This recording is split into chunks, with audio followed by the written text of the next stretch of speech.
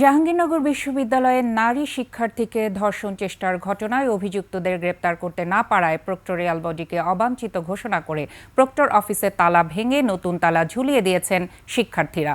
সকালে শিক্ষার্থীদের বেঁধে দেওয়া ৪৮ ঘণ্টা পেরিয়ে যাওয়ার পরও অপরাধীকে গ্রেপ্তারে ব্যর্থতার দায়ে প্রক্টর অধ্যাপক রাশিদুল আলমের পদত্যাগের দাবি করে শিক্ষার্থীরা তালা ঝুলিয়ে দেয়।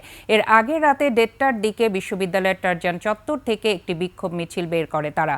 মিছিলটি ছাত্রীদের আবাসিক হল হয়ে উপাচার্যের বাসভবনের সামনে গিয়ে শেষ হয়। পরে সেখানে অবস্থান নিয়ে শিক্ষার্থীরা ক্যাম্পাসে নিরাপত্তা নিশ্চিতে ব্যর্থ হওয়ায় প্রক্টর অধ্যাপক রাশিদুল আলম সহ পুরো প্রক্টরিয়াল বডির পদত্যাগের জোর দাবি জানান।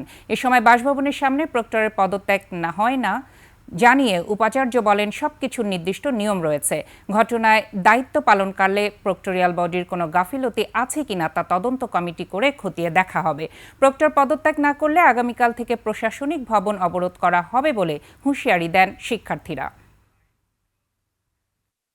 রাত ২টা থেকে আমরা এটার বিষয়ে আলাপ আলোচনা করতেছি। ভিসির বাসভবনে ছিলাম, কিন্তু ওনারা আসলে পদত্যাগ করতে রাজি হন নাই, বরং আমাদেরকে ষড়যন্ত্রকারী বলছেন। তো এখন আমাদের বর্তমান কর্মসূচি, আমরা বর্তমান প্রক্টরিয়াল বডিকে অবাঞ্ছিত ঘোষণা করেছি, প্রক্টর অফিসে তালা দেওয়া হয়েছে। তদন্ত কমিটি করে আমরা দোষীকে আসলে চিহ্নিত করব, এই সময়টা আমি চেয়েছি।